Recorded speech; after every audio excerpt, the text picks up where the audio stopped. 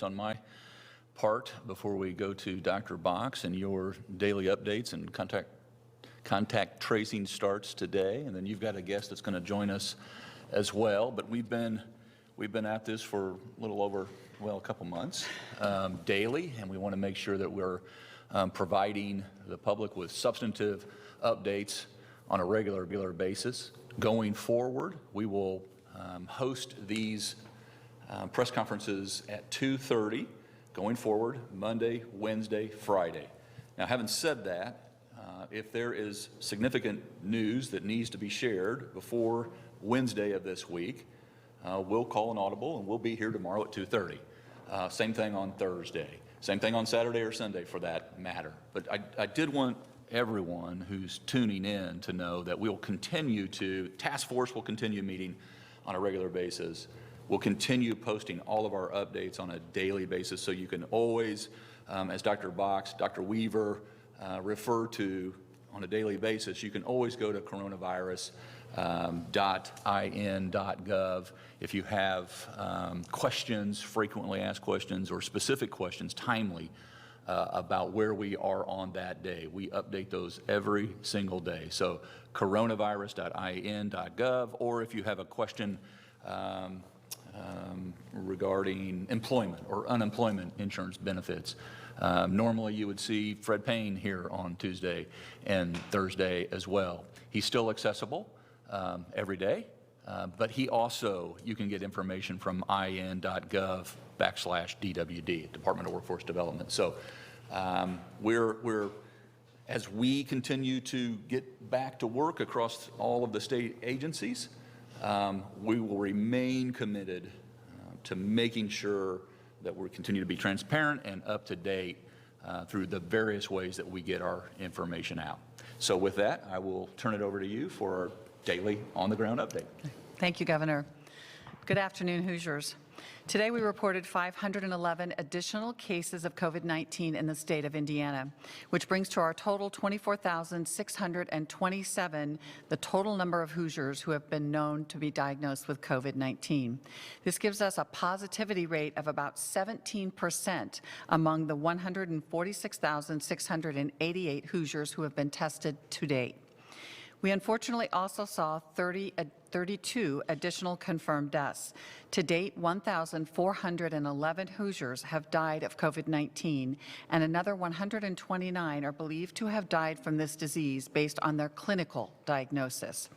I want to note that we had almost 6,700 tests reported yesterday, which is fantastic to see. As you can see, we've also had the percentage of our occupied ICU beds and available ventilators holding steady throughout these past weeks and today. As I've said before, increased testing means increased contact tracing so that we can identify people who might have been exposed and ensure that they are taking precautions to avoid possibly infecting someone else. Contact tracing is a core component of any disease investigation. We've been doing this for well over 100 years here in the state of Indiana, for TB, for measles, mumps, and now for HIV, and for outbreaks with foodborne illnesses. The real difference here is that this is just a much broader scale with a different disease process with COVID-19. It's something we're legally authorized to do, but more importantly, we're ethically mandated to do this to protect Hoosiers all across our state.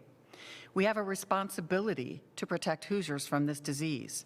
Contact tracing allows the state to respond swiftly to outbreaks and contain the threat of additional illnesses across our state.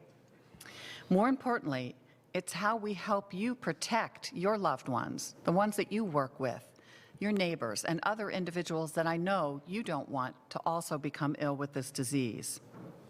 Contact tracing involves asking a series of questions of people who test positive. For instance, when did their symptoms start? Or who they might have been in contact with. Did they go to work or school, to a grocery store? Did they eat out? Did they have a family gathering? We get a list of people they might have had close contact with, then we contact those people to see if they have symptoms and to provide information that they need to keep themselves and others safe, since they might have been exposed. At all times, we protect individuals' privacy. We don't provide the name of the positive patient. We don't share personal information with others. All information is held securely at the state level. Traditionally, contact tracing has been handled by local health departments, but this pandemic requires a massive response, so today marks the first day of a centralized approach here at the state level. We have onboarded already 325 people to work as contact tracers through our partnership with Maximus. A total of 500 will be onboarded by the end of the month. These are all Hoosiers or individuals who attend school here in Indiana. We've had more than 4,700 people reach out to express interest in becoming a contact tracer. This includes students, the general public, and 500 individuals who responded to the Healthcare Reserve Workforce Survey and volunteered to help with this as a response. We will scale up as needed as we continue to move through this response. A total of 285 cases have already been loaded into the Microsoft Dynamics system, and outbound calls have already begun, as have emails and texts. I also want to put another plug in for the state-sponsored testing sites around the state. You can find all of these at the COVID-19 testing link on our dashboard at www.coronavirus.in.gov. This list includes our drive-through clinics, our statewide sites, and those offered by healthcare systems, local health departments, and other entities. The criteria for testing is listed on each testing site on the map. If you're coming to a state testing site, I want to emphasize that there is no cost for these tests, and we want you to be tested if you have symptoms, if you live with someone who has symptoms, if you've been exposed to a positive case and need a test, for instance, to go back to work, if you're a high-risk individual, someone over the age of 65, diabetes, obesity, high blood pressure, a pregnant woman, a member of a minority population at greater risk because of the severe illness, or live with a high-risk individual. You don't need to be symptomatic if you fall into these categories, so please take advantage of this opportunity. All of these sites are listed on the testing map at www.coronavirus.in.gov. You can search by county and find the locations nearest to you. You can also find information on how to register for testing at one of our large-scale sites here. Finally, I want to remind Hoosiers not to ignore health issues that might not be related to COVID-19. We need you to schedule your routine screenings, like your pap smear or your mammogram. Studies have shown that even delaying your mammogram an additional 6 months over that year's period of time can affect your survival rate. We want you to get your colonoscopy, get your blood pressure rechecked, and get your lab work done. If you have a lesion on your skin or a mole that's changed, please reach out to the dermatologist and go get that looked at by the dermatologist or a family doctor or your internal medicine doctor. Healthcare providers have plans to keep patients safe. They have you call in when you get there. They're requiring patients to wear masks. They're limiting the number of people in the waiting room, and they're spacing out visits and cleaning thoroughly between every visit. We do not want people to delay getting medical care and then wind up with a more serious illness or invasive problem down the road. Also, we cannot forget about our youngest Hoosiers. You know that on March 13th, our president declared a national emergency. And then on March 24th, the CDC posted guidelines emphasizing the importance of routine, well child care visits and immunization because they knew that this would be at risk, especially for our children under 24 months because many of their vaccines are received at that time. Unfortunately, there has been a significant decline across the United States and in Indiana in routine vaccine ordering and doses administered for things like measles and whooping cough. We believe that parental concerns about potentially exposing their children to COVID-19 are contributing to this decline. As Hoosiers start to return gradually to work and even some social activities, children who are not protected for these vaccine-preventable diseases are going to be more vulnerable to get very sick and potentially even die from things that we can prevent. So with us today, we have Dr. Tony Giaquinta. He is the president of the Indiana branch of the American Academy of Pediatrics. And he's here to remind parents about the vital need to protect your children against serious vaccine-preventable diseases and other important aspects of the Well Child Checkup. Welcome, Tony. Thanks so much for joining us. It's an honor, Dr. Box. It's a pleasure to be here. We're so glad to have you. You know I read the MMWR report that came out from the CDC. They were concerned about this and started talking about it very early, and then their report came out showing the data associated with this. Is that what we've seen also here in Indiana? Can you talk a little bit about what you have seen in your pediatric offices and our family doctors' offices? Absolutely. When the president declared the state of emergency, the practices were really quick to reevaluate to make sure that pediatrician's office could safely encounter well visits. And what we've had to do is think innovatively to make sure that when children come into our clinics, that we can protect ourselves as well as protect our children. And unfortunately, during that gap of time, we understood that parents are worried. And because of that, we have seen a large drop off in the state in our immunization rates, somewhere in the 30 to 40% range. And as we know that when we delay vaccinations, we definitely increase the risk of emerging infectious diseases.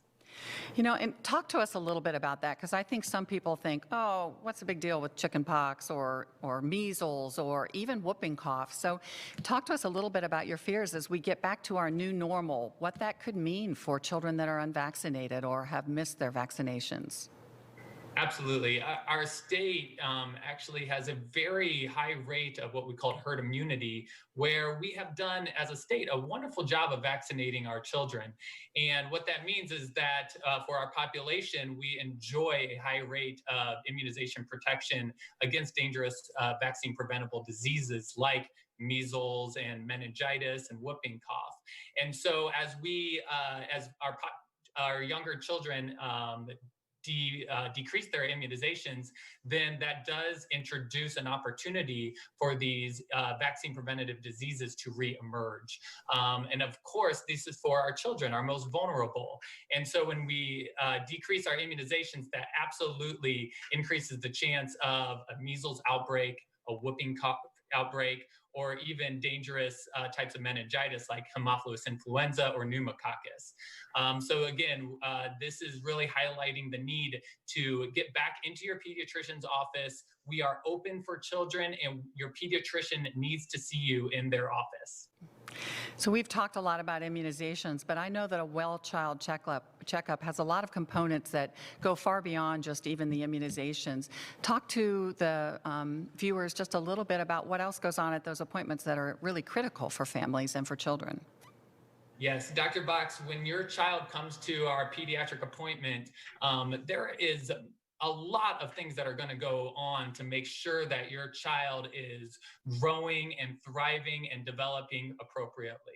So some of the most important things that we do as pediatricians is we screen their development, we perform a comprehensive physical exam, and then also one of the most important things that we do is a mental health screening, especially for our teenagers and adolescents, to ensure that some of the stresses that they're experiencing during this coronavirus pandemic, such as increased anxiety and depression, is being addressed and treated appropriately. And I know it's been kind of a joke around here, but anybody with teenagers is really suffering at home with their teenagers that are cut off from their socializing with their friends. So talk a little bit about what teenagers are experiencing at this time and how you can help them with that. Yeah, I mean, we know that our teenagers and adolescents rely on strong social bonds for their own development and their mental health. And when those are taken away and some of their other important social interactions like athletics or with friends, when those are taken away, that does increase their anxiety and does cause them to have an increased risk of depression.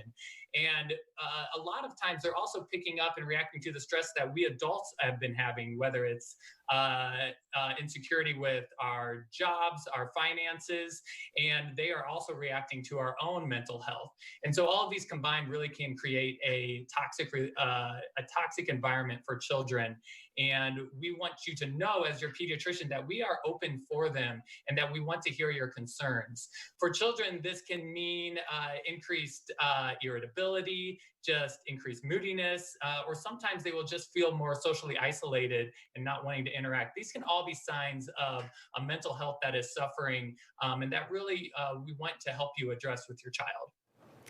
And lastly, Dr. Giaquinta, can you reassure those parents out there or grandparents like myself that may have anxieties about bringing their child to a healthcare setting? What kinds of things are you doing in your office or you see your colleagues doing to reassure the safety of that? Well, as president of the Indiana AAP, I represent over 900 pediatricians, subspecialists, and advanced practitioners.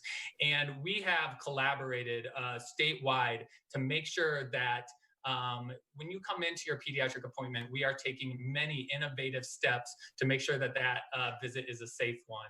And we've done a lot of different changes in our procedures, such as making sure only well visits are seen during the morning and sick visits in the afternoon, or making sure that when you come into your visit, your staff member will have a mask on, and many times will direct you straight to their room and bypass the waiting room altogether. We have also taken steps to increase our access and our hours so that our pediatricians aren't all working at the same time, but that we can spread out our patients throughout the day so that our waiting rooms and offices won't be as congested. And then finally has been the innovation in telemedicine.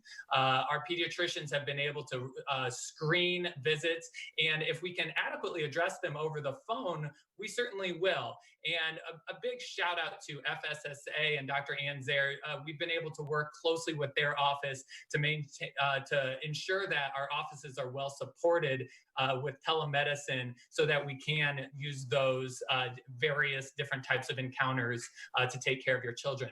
But most importantly is that we want to make sure that you understand that your pediatrician is there for your child, and we are open and accessible to them for any of your needs. So we understand that you are worried, but we want to reassure you that your pediatrician is here for you, and we want to get you into our office so that we can meet you and your child's health needs. Thank you so much, Dr. Giaquinta. And I think you told me you'd be able to stay through the question and answer time in case there's any specific questions, right? I'd be happy to. Thanks again. Well, thank you, Dr. Box, and thank you, Dr. Giaquinta. And you both used the word a couple of times, reassurance. And I'll just reiterate or repeat myself that that's the reason why we conduct these press conferences on a weekly, daily basis, and why we'll continue to do that Monday, Wednesday, Friday. We feel comfortable about taking that next step in light of we put our Back on Track roadmap out that has these milestones or has these dates that lead through July 4th to give the public at large that reassurance that if we remain on this course, this is where we will be as the days and weeks and, in fact, months unfold ahead. But having said all that, I've talked about detours along the way, and we'll be guided by that information as it comes to us on a daily basis, and we'll update folks on a daily basis. And if we need to ramp up again these press conferences, we will do just that. We'll be getting a lot of information in every other day increments, obviously on daily increments, but also every other day, as you mentioned, daily tracing, those programs, testing and tracing that are really go hand in glove together. That will provide us an opportunity to give very substantive updates on a Monday, a Wednesday, and a Friday as we look off into the future. So with that, Rachel, I know we've got a lot of questions in the queue. Let's get at it. Stephanie Zeppelin, Wish TV. Good afternoon, Stephanie. Hello, can you hear me? We can, crystal clear. I had a race to unmute myself. So I have two questions. First one for Dr. Box. When we announced the stages of opening, you said it would be contingent on the number of new cases that would develop. Based on last week's numbers, as Indiana begins phase 2, what's your reaction? And do you think we are going to continue reopening, or did the numbers jump higher than you might have guessed? And question 2 for Governor Holcomb. Today, the Supreme Court announced Attorney General Curtis Hill will have his law license suspended for 30 days and then automatically reinstated. Do you think this is an appropriate punishment, as In the past, you've called for him to resign. And should he come back to his post after his suspension, and should he be able to run for office again? So I'll start, Stephanie. Part of the reason we didn't use specifically the numbers jumping is because we knew we were going to continue to ramp up our testing and increase our testing. And as you do that, you will find more positive numbers, especially as we're testing industry like our meat packing plants and our canning plants, and especially as we continue to advance and increase our testing in long-term care facilities, our jails, and our prisons. That accounts for a lot of the numbers across our state. So we expected that to go up. That's why we've used several other metrics that we look forward to, such as hospital admissions, EMS runs, emergency room visits, all of which we have on a really real-time basis, 24-hour basis.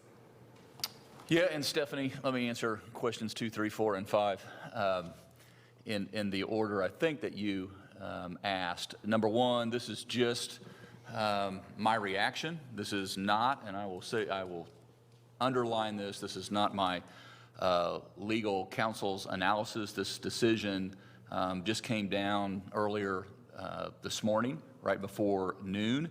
As far as I think you worded it, does the punishment fit the crime? We'll see. Obviously, this decision bolsters the case of the victims going forward on the route that they're on.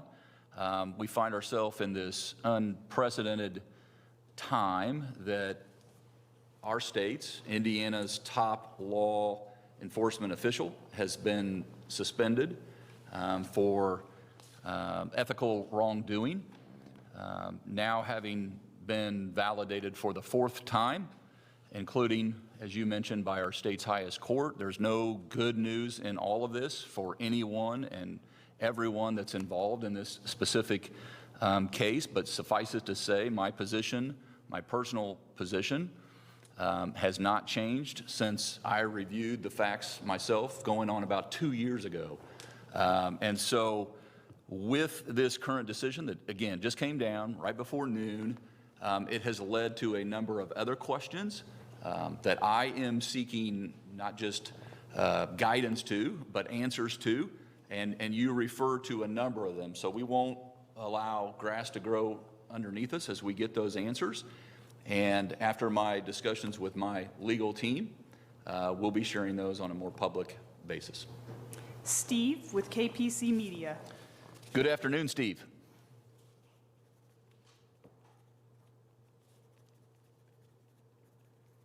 Steve, you should be able to speak. We'll come back to Steve. Lindsay Erdody, the Indianapolis Business Journal. Afternoon, Lindsay. Good afternoon, Governor. Real quick follow-up on the Curtis Hill ruling. So would you consider appointing a replacement, or is that something you're still deciding as you talk to legal counsel?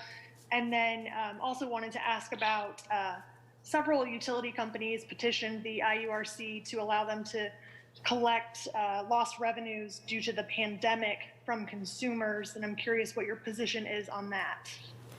Yeah, I'll make any and all decisions that I have the authority to do so, and that is, Lindsay, as you ask rightly, something that is in question. And again, we'll be seeking a quick turnaround on those. I am seeking a quick turnaround on those questions to be answered. In terms of the utilities, that's why we have the IURC in place. They review these matters. Obviously, in terms of evictions or bills, those have been postponed, but obligations have not. And so that will go before the IURC. Rob Burgess, the Wabash Plain Dealer. Afternoon, Rob. Afternoon, Governor. Good to be with you again. Sorry it won't be quite as often, but I'll take whatever I can get. We'll be here on Tuesday and Thursday. And that's a good reminder, Rob, actually, is just because we don't all huddle up together statewide, we're all still here every day. And Well, so please feel free to directly ping us. For sure. I appreciate that. definitely.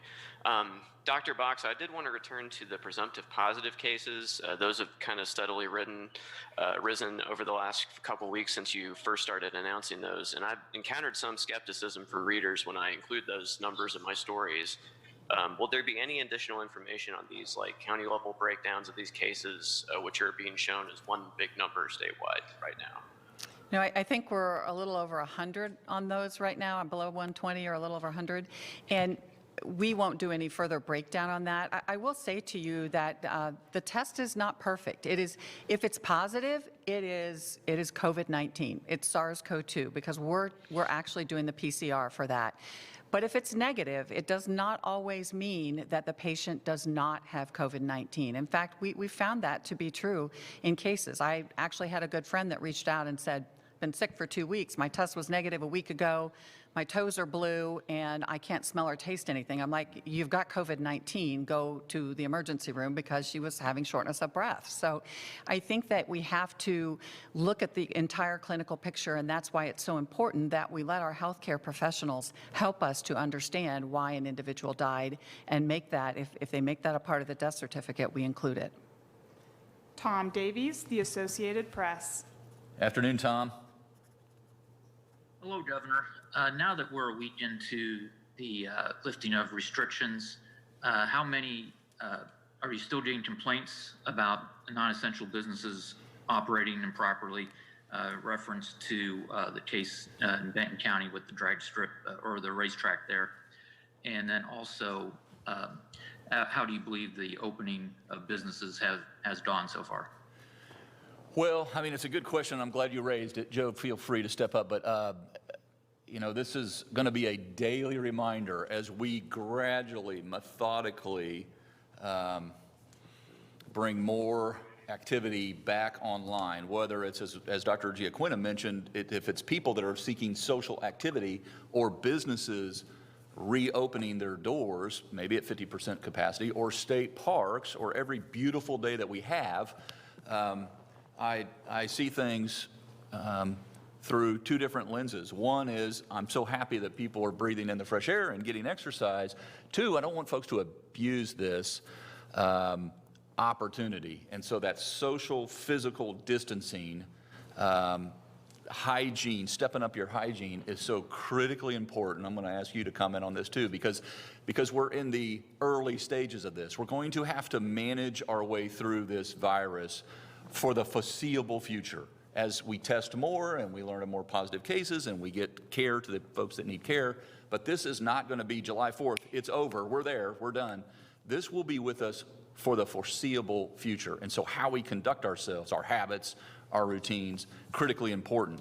And I can just tell you, it's been somewhat of a mixed bag. Sometimes I get reports that it's like Christmas out here, everybody's getting out, and then I get the reports of, well, this business is not ready to open their doors yet because they can't do it safely. Thank you for making that decision, not to not reopen, but to do it safely on a safe timeline. And so I have been very heartened, quite frankly, that for the most part, what we are seeing, I always say 99% are concerned about doing the right thing for themselves and for others. And that is encouraging to see.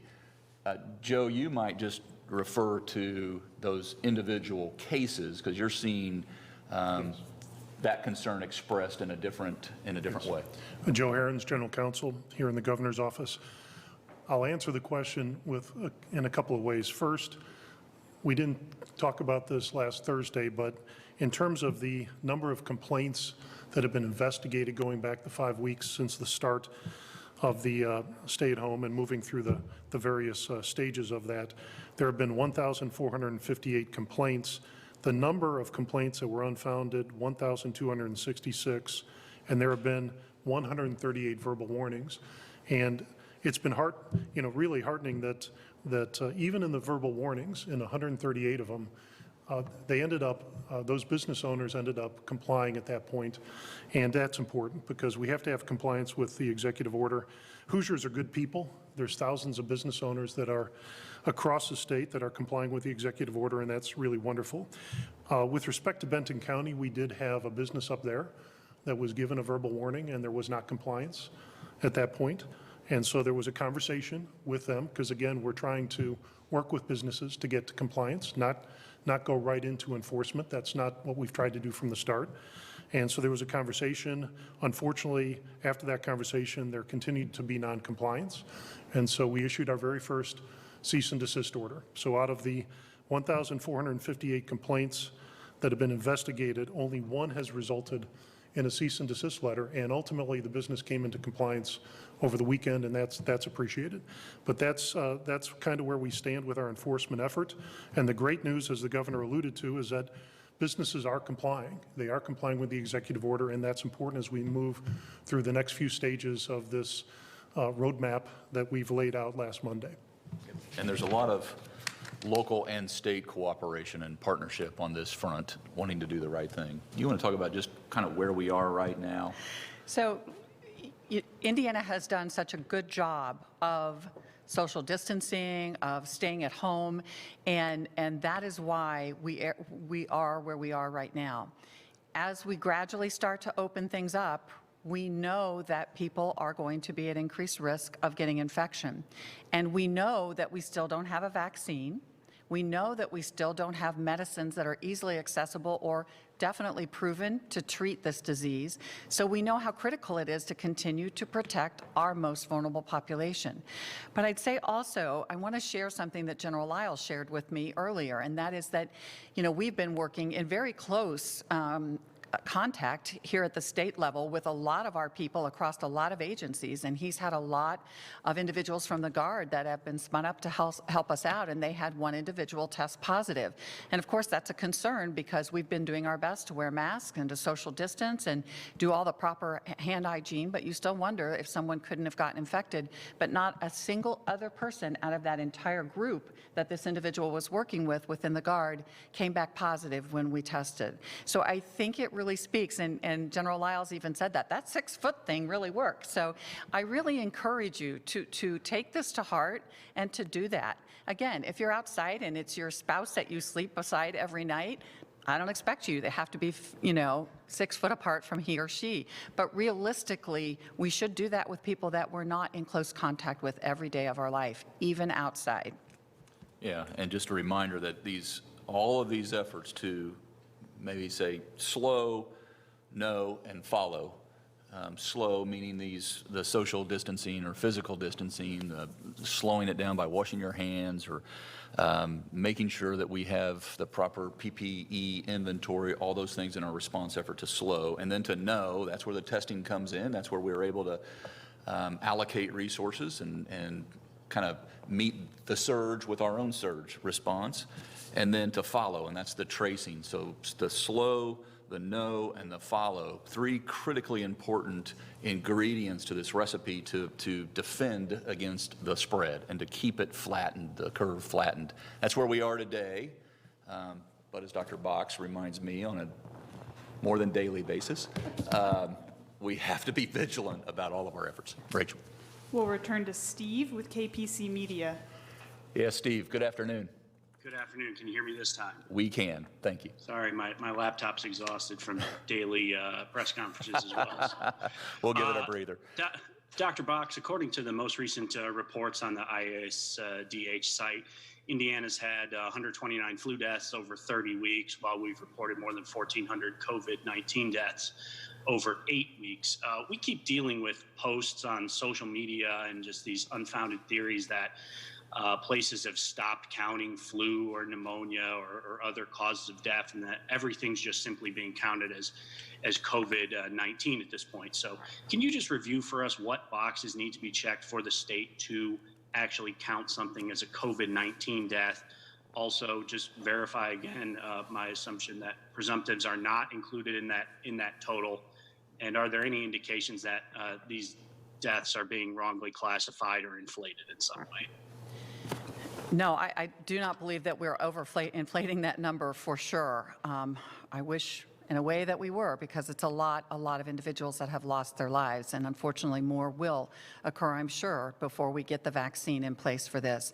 But realistically, when we look at this, if an individual passes away and they have a positive COVID-19 test, and that was felt to be the reason for this death, then we will call that a COVID-19 death. If the individual was on their death certificate, the healthcare professional said that COVID-19 was a contributor to their death, whether that was that their heart stopped or that they had overwhelming pneumonia, sepsis, whatever that is, and they put down that COVID-19 was a contributing factor to that, then that will be a COVID-19 death. But you can look at our website and see that we separate those every day if they did not have a positive COVID test at the same time. And a separate but related question, Dr. Kaufman, would you like to just talk about the runs that you're seeing and tracking on your radar? So that we're not just looking at one thing, that we're looking at everything? Yes, thank you, Governor. I'm Mike Kaufman, State EMS Medical Director with the Indiana Department of Homeland Security. We are tracking a multitude of different data points. It really starts from the time that someone were to access the emergency medical services system. So the time that a 911 call is placed, we're looking at the different complaints that someone might be complaining of to the public safety answering point. And then once the EMS crew arrives, we're tracking symptoms such as influenza or COVID-like symptoms that a person might complain of. And then after an assessment's been completed by the paramedic or EMT, we're also looking at reported symptoms such as cough, shortness of breath, and even fever. We're looking at these trends both locally as well as across the state. We're looking at those by district, and we're able to track those numbers and use that data to help Dr. Box and her team look at overall incidence and prevalence of where we're seeing COVID illnesses pop up across the state. That's been very helpful, especially as we've looked across the state to where to allocate resources, where to allocate testing, and as we look to see how we're doing with the reopening plan and where we're at and where areas are progressing nicely according to the governor's plan. Thank you, Mike. You're welcome. Brandon Smith, Indiana Public Broadcasting. Good afternoon, Brandon. Afternoon, Governor. I'm going to have 2 or 3 questions here since we're going to be doing these a lot less. First to Dr. Box, on contact tracing, you said that the information is kept private. Help me clarify that first. If I get called by the contact tracing call center and they say, well, you've been in contact with someone who tested positive, am I going to know who that person is? Yeah. And then secondly, what if someone refuses to cooperate with the contact tracing? And then my question for Governor Holcomb is, we've known for at least 6 months, if not more, about the possibility of Curtis Hill's law license being suspended. How were you and your team not prepared to know what can or cannot be done with a 30-day suspension? Yeah, because that question was not before the court. And what I would say is that, no, we do not call an individual and say, hey, you were exposed to Mike Smith on Saturday at the wedding, and we think you could have, COVID-19, or you could show up with COVID-19. We do not release names with regards to anyone. Now, do sometimes people figure that out? Probably that happens. Or do sometimes people reach out themselves because they're concerned and they know the people that they've been around, and they want to protect the people that they care about and their neighbors, their coworkers, their family. So that does happen sometimes, but that is not going to come from the State Department of Health. So I cannot force someone to tell me who they've been in contact with or where they've been. Fortunately, we've not really run into that problem because Hoosiers all across our state want to protect the people that they care about, the people that they love. They don't want to infect someone else. And that has been a big concern. So we haven't really run into that issue, at least to my knowledge at this point. Yeah, and I wasn't trying to be flip, Brandon. When I said this question was not before the court, it wasn't. You asked how I might not know. The answer is I'm not omnipotent. I didn't know if they would speak to this question. They did not, as far as I've reviewed so far, but this has only come out right before noon. I did not contact the Supreme Court in any way. We did not in this office or interfere or ask for additional questions to come before them. Obviously, in one chamber during the legislative session, this issue was addressed, but it did not pass out. I said at the time that it would be helpful and it would clarify this exact question, but it wasn't addressed legislatively. I would have signed that bill into law. And so then it went back to the court. Again, I did not interfere in any way. Knowing now where we are, I will get with my legal counsel and my team here internally and see what are the steps ahead. What do they look like? Yes. Yep. So I think the other thing that I should mention is that Hoosiers all across our state want to be able to address this at an individual level, at a contact tracing, people that are positive, the contacts that they've come into, so that we don't have to take a step back and have to address this again at a community level with some type of non-pharmaceutical intervention, like having people stay home or closing things down further. So I think there's a desire for our state to get back to the new normal and to not be a contributor to our inability to do that. Cassie Garrett, Whitewater Publications. Good afternoon. Thanks for joining us. Thanks for having me, and thanks for having the calls. Dr. Box, as we've expanded testing and we're learning more ways that we can test, can you kind of provide us with a breakdown of what we're currently using across the state? I know as we've added like drive-throughs, we've heard a little bit about antibody testing, swabs, Abbott machines. Can you give us an idea of how those are working out and how accurate we feel like they are? And then with your testing, you mentioned that some people are getting tested twice. Is that going into our overall testing number, or do we keep track that, you know, certain people have had to be tested multiple times until they shed that virus? Very good questions, and that is why we do cull through the data to make sure that we aren't counting people multiple times. There are some individuals that are, in order to release them back into, say, a long-term care facility or back to their home where there may be somebody there that is at particularly high risk, that are doing some follow-up testing to determine if they're still positive for the PCR for the virus itself. So the PCR is the most widespread testing, which is the nasopharyngeal swab that we do in the nose area, and then send that off. And again, it's very accurate. If it comes back positive, you have SARS-CoV-2 virus there on that test. Can it be negative a certain percentage of the time? Yes, maybe even as much as 30% of the time we could see negative results, and that may be a little more common in asymptomatic individuals. We are also doing the Abbott Now test, which again is looking specifically for that virus. And that testing, we've got about 15 new machines that we have been using, several of them in our Department of Corrections, and some of them we have also used in our federally qualified health clinics and other places. The limitation there has been getting the number of cassettes that we need, but we are now getting some regular distribution of those cassettes so we can test more individuals across the state with that, and that's really just been a supply chain issue. You may have seen that they also recently just approved an emergency use authorization for a saliva test that individuals can collect at home, which is, if you've ever done like the 23andMe or some other test for genetics, you just basically spit into a tube and send it back in, and then we can test that. That is not very widespread, of course, at this point in time, and there's only one test that I'm aware of that's approved for that through Rutgers, out at Rutgers.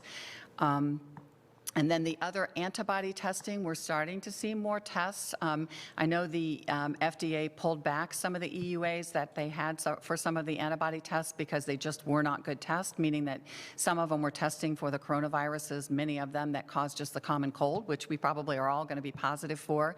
And the concern was that it may not be accurate, and we may not be giving good information to people. As you may know, on our study, we did do an antibody test, and we're going to interpret that very cautiously and very carefully with individuals going forward, and continuing to look as these EUAs are studied, and we'll know whether these tests are actually good tests or not going forward. So just to put a bow around it, the state is partnering with various entities on a daily basis. You just mentioned in your report, 6,600 plus tests over the last 24 hours with IU Health and Lilly and all over the state of Indiana. We've got the drive-throughs all over the state of Indiana that are mobile, move around. We tested a little over 8,000 individuals in our drive-throughs at this point in time. And we have the Optum sites. We have 20 sites up and running now across the state. The additional 30 will be added this week, I think starting on Wednesday. So there'll be 50 sites. Plus there's an additional almost 80-some sites. So we have a total of 124 sites right now that are either hospital-based, local health department-based, or other entity-based. So there's a lot of testing out there right now. We just need to get people to do it. And that goes directly to my next point, and you referred to it, the Fairbanks study that's doing almost 5,000 times 5 over the course of a year that includes the antibiotic test. Yeah, the antibody test too. So we'll have some results, I think, midweek, maybe Wednesday. That's what's on my calendar. Okay, then that's I'm when it's told we'll happening. know by Wednesday. Thank you. Rachel? Stephanie Wade, WRTV. Hello, Stephanie. Good afternoon. Hello, can you hear me? Yes, crystal clear. All right, well, happy Monday. It is. You too. Yes. Obviously, some businesses were able to open today. I had a question about how you were able to decide which businesses to open when. For instance, we had a campground owner reach out to us asking why campgrounds were in phase 3 of reopening, along with gyms and movie theaters, and not phase 2 with other businesses, since they can spread out and can social distance.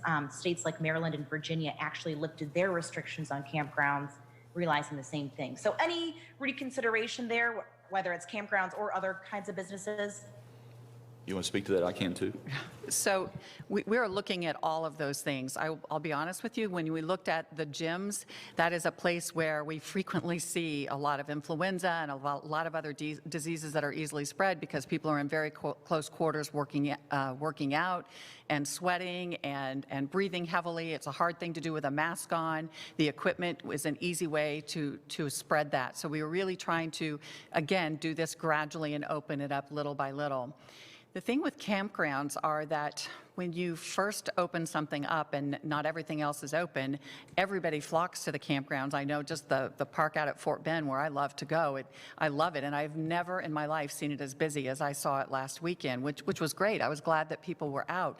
But again, when you talk about campgrounds where people are sleeping, then you've got, the facilities where people use the restroom and they shower and everything else, and the importance of being able to make sure that we have everything in place at those facilities so that we can protect individuals. That being said, I'm a big supporter of getting outside and hiking and getting your exercise in. I think that's really important, and that's an easy thing to do to stay 6 foot apart and to be able to wear your mask if you are around people. Yeah, and I would just say, Stephanie, that's when, if you rewind the tape and go back a few days, over a week, that's when I kind of talked about most of this is science, some of this is art, because you're having to make decisions about different waves coming back online or re-engaging. And so while we would love to say, campgrounds, youth leagues, gyms, restaurants at a higher percentage, churches, movie theaters, everyone can start to make accommodations, safety accommodations, but how we gradually bring folks back online. We have to spread this out to make sure that the virus isn't spreading and that we can continue to dial up or down as we go. And so they're tough decisions for sure. We're trying to get us all at the same place at the in July, August, September going forward, but we couldn't just all lurch and all spin up at the same time. Jody Kaufman, WRBI. Hello, Jody. Hello, Governor. Thank you for taking my question. Sure. It's kind of, I think, possibly a follow-up from last week. It's my understanding from sources that the state-sponsored testing sites require the local county health departments to provide funding for the site as well as cleaning tasks daily and beforehand. My question is, they're already overtaxed in funding from the pandemic themselves. Will any of that funding from the $300 million go directly to our local health departments to help them with their budgets? There certainly may be some monies that come to the local health departments in that respect. We really haven't put much of a burden on them. We did ask if it would be possible to help with the cleaning of the sites afterwards within their communities, because they work within their communities and they know the individuals who could clean there, and us from the State Department of Health trying to reach out and do that. I think that is something that we could, if that's a huge burden, certainly work with the General and other places that are volunteering their areas to see if we can help with arranging that cleaning. Chris, you want to speak in a broader sense to how funding is making it to locals and when? Sure. Chris Johnston, Director of the Office of Management and Budget. We had spoken before regarding the $300 million that is directed to local governments for fighting the pandemic. And this would be an eligible cost if it's not covered from other revenue streams. The reason I raise that is the last installment, what's called CARES 3.5, included a provision to state health departments for testing and contact tracing. And so we'll be also looking at that and looking at the availability of not only the state of Indiana's cost, but its use at the local level. Thank you, Chris. Sherry with the Indianapolis Star. Good afternoon, Sherry. Good afternoon. I have two questions for you. One is looking at the numbers out of Marion and Lake counties. Obviously, it's Monday, it's a long week. Do you have any sense, Dr. Box, of what you will recommend for them as they consider whether it's time to come out of the stay-at-home order that they've extended? And also, if either of you has any thoughts, school is out in 2 weeks for a lot of kids. This is a somewhat self-serving question on my part, but what about camps? I know a lot of people are saying they won't go to camp if it's offered. A lot of camps are saying they're not. Some camps are in limbo. I know the CDC has some guidance pending. Any thoughts, obviously, on what guidance you guys might be coming up with? Well, we're definitely looking at that because a lot of our essential workers and individuals who need to go back to work, that was kind of their summer daycare, right? Was to have camps set up for their kids, especially kind of day camps, which I really personally don't have an issue with. So we'll be looking at that, and there is some preliminary guidance out there that we're working with and should be able to speak to that very soon. The other thing you talked about, Sherry, was, Marion County and Lake County.